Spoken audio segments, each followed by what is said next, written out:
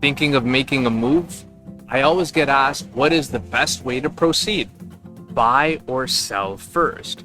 Reasons to buy before selling are: 1. You lock in your interest rate now, especially if you know they are on the rise. 2. You can afford to pay 2 mortgages at once if needed. 3. Your current home is in high demand with low supply, and your trusted realtor has assured you that you can sell quickly. 4. You plan on renovating your new home extensively. Now, reasons to sell before you buy could be: 1. You know how much you'll get in your pocket before going out to find the perfect home. This ensures confidence in your buying power.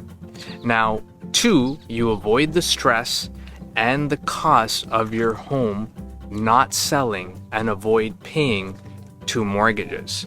3. There is high supply and low demand for your home, and your trusted realtor has assured you that your selling can take more time than usual.